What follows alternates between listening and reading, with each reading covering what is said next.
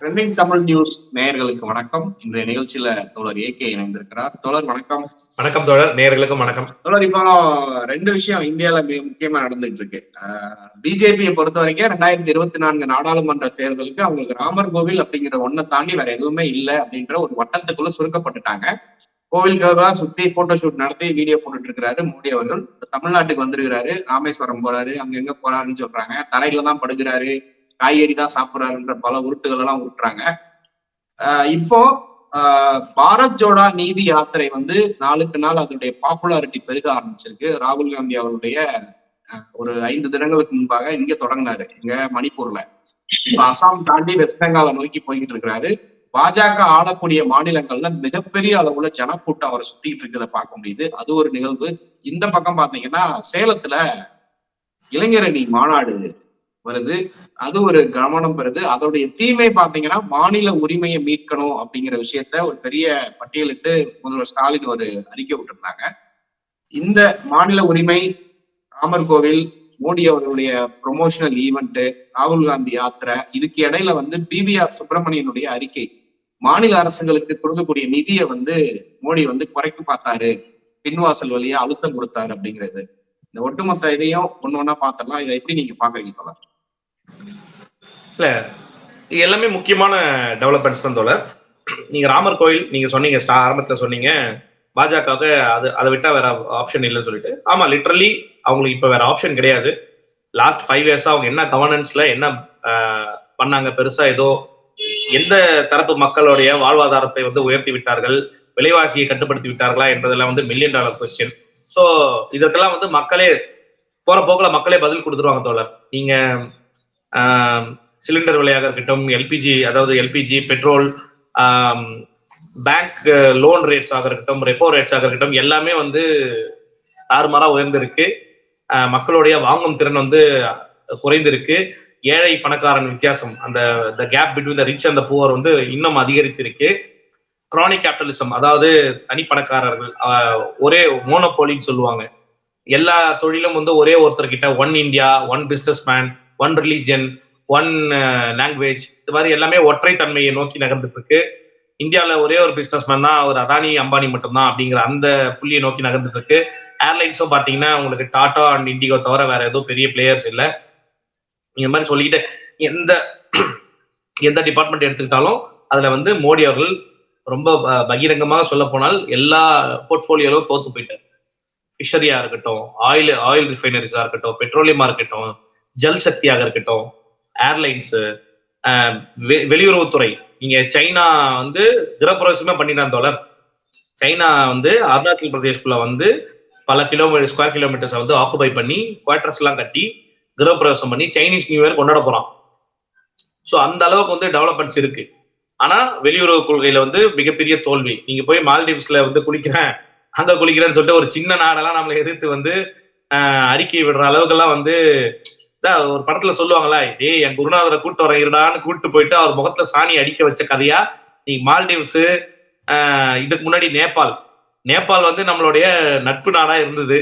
அவன் என்ன பண்ணிட்டான்னா, ராமரே எங்க ஊர்ல தான்டா பிறந்தான், போய் வேலையை பாருங்கடான்னு சொல்லிட்டான். அப்புறம் அந்த காலாப்பணி, இது போன்ற இடங்கள் எல்லாம் அவன் மேப்ல பப்ளிஷ் பண்றான். டேய் அதெல்லாம் உங்க நாடு கிடையாது, எங்க நாடுறா போடான்னு சொல்றான். சோ நம்மளுடைய நட்பு சக்தியா இருந்த நேபாள், மால்டீவ்ஸ், இது போன்ற நாடுகள் எல்லாம் போச்சு. பூட்டான் நம்மளோட பிடியில இருந்த நாடு. பூட்டானும் நம்மளை எதிர்த்து பேச ஆரம்பிச்சுட்டாங்க. பங்களாதேஷ் ப்ரோ இந்தியா இருந்தது, இன்னைக்கு அவன் ப்ரோ சைனாவா மாறி பங்களாதேஷோடைய எழுச்சி மிகப்பெரிய அளவுல இருக்கு. நீங்க என்னதான் அது மத சார்புடைய நாடாக இருந்தாலும் அங்க தொழில் வளர்ச்சி, இன்வெஸ்ட்மெண்ட்ஸ், அங்க இருக்கிற இன்ஃப்ராஸ்ட்ரக்சர் எல்லாமே பாத்தீங்கன்னா பர் கேபிட்டா இன்கம் நீங்க கம்பேர் பண்ணாலும், க்ரோத் இண்டெக்ஸ், நீங்க hunger index, infant mortality rate, maternity mortality rate, இது எது கம்பேர் பண்ணாலும் பங்களாதேஷ் பெட்டரா இருக்கு இந்தியாவோட. சோ நம்மை காட்டிலும் பின்தங்கிய நிலையில இருந்த ஒரு நாடு இன்னைக்கு நமக்கு நிறைய க்ரோத் இண்டெக்ஸ்ல நம்மளை விட பெட்டரான பிளேசஸ்ல இருப்பதை பார்ப்பதற்கே நமக்கு ரொம்ப பொறாமையா இருக்கு. இப்படி ஒரு நம்ம இவ்வளவு பெரிய நாட்டுல இருந்துட்டு நம்மளால அதை பர்ஃபார்ம் பண்ண முடியலையேங்கிற வருத்தம் இருக்கு. சோ இதற்கெல்லாம் காரணம் மத சார்பு நம்ம கிட்ட இல்ல நம்ம சொல்றோம். ஆனா இது ஒரு மத சார்புடைய ஒரு ஆட்சி தான் நடந்துகிட்டு இருக்கு. நம்மளோட ஸ்ட்ரென்த்தே நம்மளுடைய செகுலரிசம் தான், நம்மளுடைய பன்முகத்தன்மை தான்.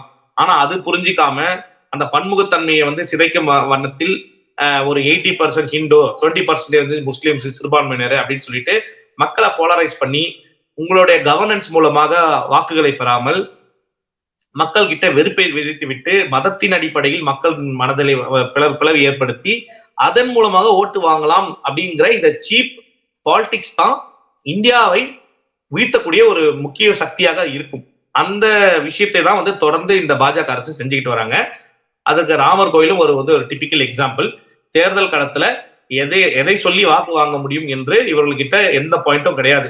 நான் இந்த பர்ஃபார்மன்ஸ் பண்ணேன், இந்த டேட்டாஸ்லாம் என்கிட்ட சூப்பரா இருக்கு, ஜிடிபி வந்து நான் உயர்த்தி காட்டி விட்டேன், பெர் கேபிட்டா இன்கம் வந்து என்னுடைய காலகட்டத்தில் அதிகமாச்சு, எக்கனாமி வந்து நல்லா இருக்கு, நாங்க சைனாவிட வந்து ஒரு பாசிட்டிவான ஒரு எக்கானமி நம்ம கிட்ட இருக்கு, அந்த மாதிரிலாம் எதுவுமே கிடையாது.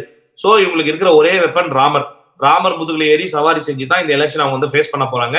போன எலெக்ஷன்ல பாலக்கோட் ஏர் ஸ்ட்ரைக் வந்து ஒரு காரணமா காமிச்சு, புல்வாமா அட்டாக் வந்து ஒரு காரணமா காமிச்சு அவங்க எலெக்ஷனை ஃபேஸ் பண்ணாங்க. இந்த முறை ராமர் நிச்சயம் வந்து மக்கள் அந்த அளவுக்கு ஒன்றும் அடிமுட்டாலா இல்லை, ஓரளவுக்கு எமோஷனல் தான் இந்தியன் பீப்புள். பட் நீங்க ராமரை வைத்து நீங்க எலெக்ஷன்ல வந்து ஜெயிக்கலாம்னா கண்டிப்பா அது வந்து வாய்ப்பு இல்லை. ஆனா இவிஎம் வச்சு எலெக்ஷன் ஜெயிக்கலாம், அதற்கான வாய்ப்புகள் இருக்கு. இவிஎம் வேணா இவங்களை வந்து இவங்க நம்பரை எது வேணாலும் இவங்களை கைவிடலாம், ஆனா இவங்க நம்பரை இவிஎம் இவங்களை கைவிடாது. ராமர் வந்து கண்டிப்பா இவங்களை கைவிடத்தான் போறாரு, நீங்க எழுதி வச்சுக்கோங்க. ராமர்னால இவங்களுக்கு வந்து ஓட்டு வராது, இவிஎம்னால வரும். ஸோ அடுத்த விஷயமா நீங்க என்ன சொன்னீங்கன்னா, இந்த பிவிஆர் சுப்பிரமணியம்ங்கிறவர் வந்து சொல்றாருன்னு சொன்னீங்க. ஆமா, அது ரொம்ப முக்கியமான விஷயம். நித்தி ஆயோகோட சிஇஓ, நித்தி ஆயோகே வந்து பிளானிங் கமிஷனை டிஸ்மேண்டில் பண்ணிட்டு நித்தி ஆயோக் கொண்டு வந்தாங்க. அந்த பிவிஆர் சுப்பிரமணியம் வந்து அன்றைய காலகட்டத்துல one of the secretaries of the Modi கவர்மெண்டா இருந்து பினான்ஸ் கமிஷன் கூட ஸ்டேட்டோடைய டாக்ஸஸ் வந்து குறைக்கணும், மாநிலங்களுக்கு பகிர்ந்தளிக்கப்படும் நிதிகளை வந்து குறைக்கணும் அப்படிங்கிற அந்த பேச்சுவார்த்தையை முதலமைச்சர், அதாவது பிரைம் மினிஸ்டர் சார்பாக இவர் போய் பேசுறாரு. ஆனா அன்றைய பினான்ஸ் கமிஷன் வந்து அதை வந்து ஏற்க மறுக்கிறது. அதன் விளைவாக அவங்க என்ன சொல்றாங்கன்னா, இல்ல ஸ்டேட்ஸ்க்கு கொடுக்க வேண்டிய டாக்ஸ் கட்டாயம் கொடுத்தாகணும், இல்லாட்டி அது நம்ம நினைத்து பார்க்க முடியாத அளவுக்கு சிக்கல்களை வந்து உருவாக்கிவிடும் சொல்லி நிராகரிக்கிறாங்க. அதை நிராகரிச்ச உடனே அப்படியே அந்தர்பல்ட்டி அடிச்சு போயிட்டு பார்லிமெண்ட்ல மோடி அவர்கள் என்ன சொல்றாரு, நான் இதை வரவேற்கிறேன், பினான்ஸ் கமிஷனோட இந்த ரிப்போர்ட்டை வந்து நான் வரவேற்கிறேன், மாநிலங்களுக்கு வந்து நிதியை கொடுக்கணும். சோ திரைக்கு முன்னாடி ஒரு பேச்சு, திரைக்கு பின்னாடி ஒரு, இது வந்து மோடி யூஸ்வலா இது பண்றதுதான். சோ பிவிஆர் சுப்பிரமணியம் பேசுவது வந்து பாத்தீங்கன்னா அது வந்து பார்ப்பனியம் விசஸ் பனியா அப்படிங்கிற அந்த ஆங்கிள்குள்ள இருந்துதான் அது வந்து வெளியே பேசுறாரு அவரு. ஏன்னா இது நடந்து 10 வருஷம் ஆச்சு. 10 வருஷத்துக்கு முன்னாடி நடந்த ஒரு கான்வர்சேஷனை இன்னைக்கு வந்து எதற்கு சொல்லணும்? அப்ப சொல்ல வேண்டிய தேவை அவர்களுக்கு இருக்கு. என்ன தேவை இருக்கு? மோடி அவர்கள் RSS மீறி சென்று விட்டார், வளர்ந்து விட்டார். RSS இன்றைக்கு மோடியை ஆட்சியில் அமர்த்த அவர்களுக்கு ஒரு தயக்கம் இருக்கிறது. மோடி வேண்டாம் என்று அவர்கள் முடிவு செய்து விட்டார்கள். அவர்கள் தரப்பு தேவேந்திர பட்னாவிஸ் இவரை தான் வந்து பிரைம் மினிஸ்டர் கேண்டிடேட்டா அனௌன்ஸ் பண்ணணும்னு சொல்லிட்டு தான் அவங்க பல லாபிகளை செய்து அவரை சீஃப் மினிஸ்டர் ஆக்கணும், மகாராஷ்டிராக்குன்னு பிளான் பண்ணாங்க. ஆனா ஓவர் நைட்ல மோடி அவர்கள் வந்து என்ன பண்றாரு, தேவேந்திர பட்னாவிஸை வந்து டெபுட்டி சீஃப் மினிஸ்டரா போட்டுட்டு அங்க இருக்கிற அந்த சிவசேனா குரூப்ல தான் வந்து சீஃப் மினிஸ்டரா வந்து போடுறாரு. சோ பெகாசிஸ் காலத்துல இருந்தே இதற்கான புள்ளிகள் தொடங்கிச்சு தோழர். பெகாசஸ்ல இருந்தே வந்து மோடி விசஸ் RSSங்கிற அந்த யுத்தம் ஸ்டார்ட் ஆயிடுச்சு. மோடி வந்து அவங்களுக்கு செக்மேட் வைக்கிறதுக்காகத்தான் பெகாசஸ் சாஃப்ட்வேர் மூலமாக RSS சீனியர்ஸோடைய போன்ஸையும் அவங்களுடைய கான்வர்சேஷனையும் விட்டு கேட்கிறாரு. இது தெரிஞ்சுதான் வந்து அவங்க என்ன பண்றாங்கன்னா, இது ஒரு ட்ரூத் ஃபைண்டிங் கமிட்டியை வந்து அமைக்கணும், உச்சநீதிமன்றமே இதை தலையிடணும்னு சொல்லிட்டு அவங்க லாபி அவங்க யூஸ் பண்றாங்க. சோ அது ஒரு பக்கம் பேரலா போயிட்டு இருக்கு. இப்போ இந்த பரக்கலா பிரபாகரன் இது போன்ற ஆட்கள் எல்லாம் வந்து, அப்புறம் நம்ம சுப்பிரமணிய சுவாமி இவங்கெல்லாம் வந்து என்ன பண்றாங்க, அப்பப்ப மோடியை வந்து விமர்சனம் செய்யறாங்க. இவரோட ஆட்சி சரியில்லை, இவரோட நிதி கொள்கை சரியில்லை, இவருடைய வெளியுறவு கொள்கை சரியில்லைன்னு தொடர்ந்து சொல்லிட்டு வராங்க. அதை நீட்சியாக இன்னைக்கு மோடி அதிகாரியே ஒருத்தர், மோடியோட அரசாங்கத்தில் இருக்கிற ஒரு current serving member, the CEO of Niti ஆயோகே வந்து இப்படி பேசியிருப்பது புருவங்கள் உயர்த்த செய்கிறது. அதோட உள் பின்னணி என்னன்றத வந்து இது பார்ப்பனியம் விசஸ் பனியா அப்படிங்கிற அந்த புள்ளியில தான் நம்ம அதை வந்து பார்க்கணும். ரொம்ப ஒன்றும் மக்கள் நலனுக்காக இவங்க யாரும் பேசல. அப்படி பேசுறவங்களா தான் இவங்க அன்னைக்கே பேசிடணும். சோ அந்த புள்ளியை நம்ம அதோட தான் நம்ம பார்க்கணும். ரொம்ப அதுல இருந்து பெருசா நம்ம வந்து ஒரு டேக்அவே இல்லை. சோ அடுத்து நீங்க சொன்னீங்க ராகுல் காந்தி அவர்களுடைய இந்த நியாய யாத்ரா. இது முன்னாடி பாரத் ஜோடோ யாத்ரா இருந்தது, இப்ப அது பாரத் நியாய் யாத்ரா அப்படிங்கிற பெயர் மாற்றப்பட்டிருக்கு. ஏன்னா அது மணிப்பூர்ல இருந்து இந்த இந்த வெஸ்ட் குஜராத் வரைக்கும் வந்து நடக்கிறார். ஆக்சுவலா இது வந்து ஒரு தன்னெழுச்சி, அவருடைய இளைஞர்கள் வந்து தன்னெழுச்சியாக வந்து அந்த நடைப்பயணத்துக்கு வருவதை நம்மளால் பார்க்க முடிகிறது.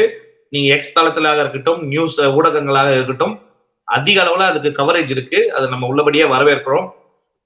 குறிப்பா அவர் வந்து மணிப்பூரை தேர்ந்தெடுத்தது வந்து ஒரு மாஸ்டர் ஸ்ட்ரோக் தோழர். கிட்டத்தட்ட ஒரு 12 நாள் அவர் உத்தரப்பிரதேசல நடக்கிறாருன்னு நினைக்கிறேன். அது ரொம்ப தேவையான, ஏன்னா உத்தரப்பிரதேசத்துல உங்களுக்கு 80 சீட் இருக்கு, எம்பி சீட்டு. ஸோ நீங்க அதிகம் வந்து உத்தரப்பிரதேசம் வந்து கவர் பண்ணணும். உங்களோட செயல் திட்டங்கள் என்ன, காங்கிரஸ் வந்தா எந்த மாதிரியான ஆட்சியை நீங்க கொடுக்க போறீங்க, என்ன பீப்புள் வெல்ஃபேர் மெஷர்ஸ் நீங்க செய்ய போறீங்கிறத வந்து அவங்க கிட்ட சொல்லணும். மக்களையும் வந்து அதுல ஒரு அங்கமாக மாற்ற வேண்டிய தேவை இன்னைக்கு இருக்கு. ஸோ இந்தியா அப்படிங்கிற அந்த கூட்டணியோட டிரைவிங் ஃபோர்ஸே வந்து ராகுல் காந்தி தான். ஸோ அத்தகைய ராகுல் காந்தி அவர்கள் இது போன்ற இந்த நடைப்பயணம் என்பது எப்பவுமே, நான் ஒரு விஷயம் எனக்கு மைண்ட்ல இருக்கும் தோணும், அண்ணா பேரறிஞர் அண்ணா ஒரு விஷயம் சொல்லுவார், மக்களோடு நில், மக்கள் கிட்ட போ, மக்கள் கூடவே இரு, மக்களுக்காக நில், அவங்களுக்காக அரசியல் பண்ணுங்க, வேற எதுவும் பெருசா எல்லாம் அவர் சொல்லல.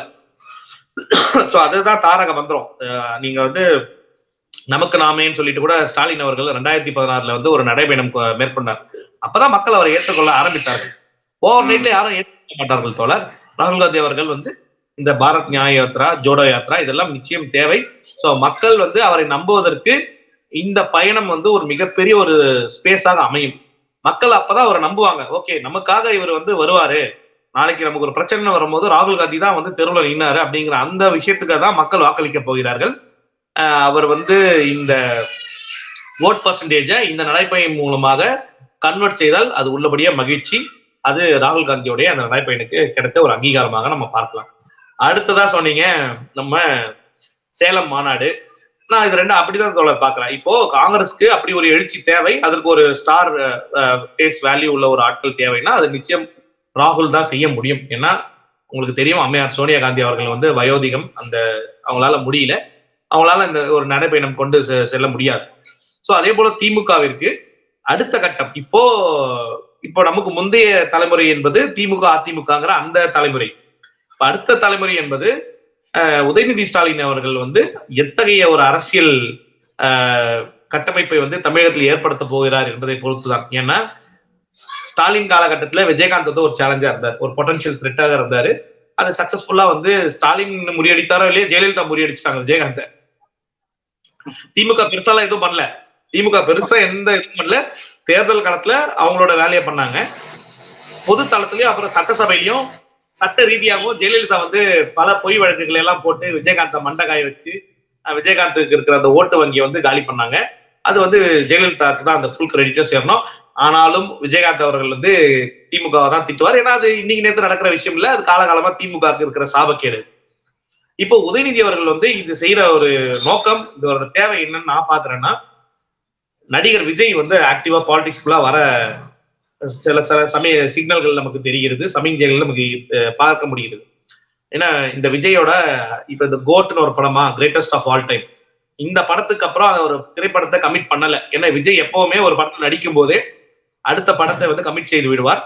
சோ அவரு அரசியலுக்கு வருவார். 2026 சட்டமன்ற தேர்தல், தமிழக சட்டமன்ற தேர்தலை வந்து அவரு நோக்கிதான் வந்து அவர் காய்களை நகர்த்துகிறார் என்பது எல்லாரும் பரவலா பேசப்படுற ஒரு விஷயம், அதுதான் உண்மையும் கூட.